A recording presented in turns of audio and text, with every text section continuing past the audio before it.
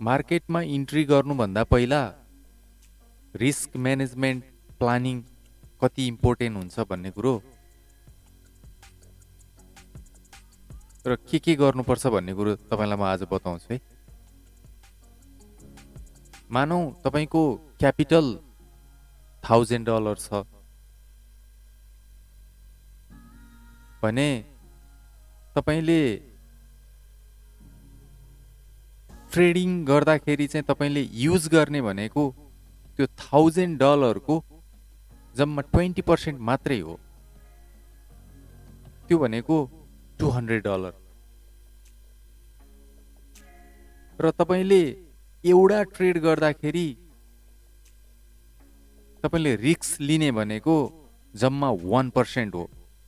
त्यो भनेको $10।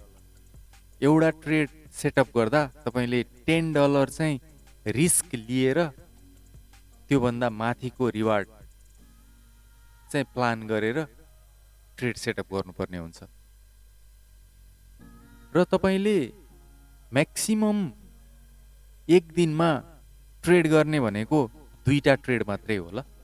तपाईँले त्योभन्दा बढी गर्न खोज्नु भयो र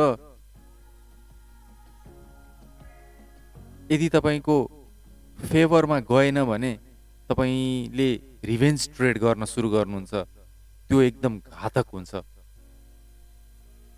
त्यसो हुँदाखेरि तपाईँले दिनमा प्रॉफिट भए पनि लस भए पनि तपाईँले 2टा ट्रेड हो लिने। यो चाहिँ एकदम इम्पोर्टेन्ट छ ल। र तपाईँको ट्रेडिङ सेटअप सिस्टम चाहिँ हुनुपर्छ। तपाईसँग एउटा स्ट्र्याटेजी हुनुपर्छ। तपाईँको आफ्नो एउटा स्ट्र्याटेजी, सधैँ फलो गरिरहेको एउटा स्ट्र्याटेजीमा तपाईँ अडिक हुनुपर्छ। तपाईँ कहिले कता गर्नुभयो भने तपाईँ सफल हुन सक्नुहुन्न। तपाईँको स्ट्र्याटेजी चाहिँ तपाईँको जति नै होस्, तपाईँको स्ट्र्याटेजीको प्रॉफिटेबल पर्सेन्टेज जति नै होस्, तर तपाईँले चाहिँ त्यसलाई फलो गर्नै पर्छ। र तपाईँले गरेका ट्रेडहरूको जर्नल रेकर्ड चाहिँ तपाईँले राख्नै पर्छ।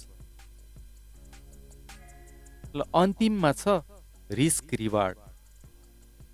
तपाईँले रिस्क रिवार्ड जहिले पनि कम्तीमा 1:2 चाहिँ गर्नै पर्छ ल। त्योभन्दा कमको ट्रेड सेटअप तपाईँले गर्न चाहनुभयो भने, ट्रेड सेटअप गर्नुभयो भने, इन्ट्री गर्नुभयो भने तपाईलाई त्यो ट्रेड चाहिँ अलिकति ग्याम्बलिङ हुन सक्छ।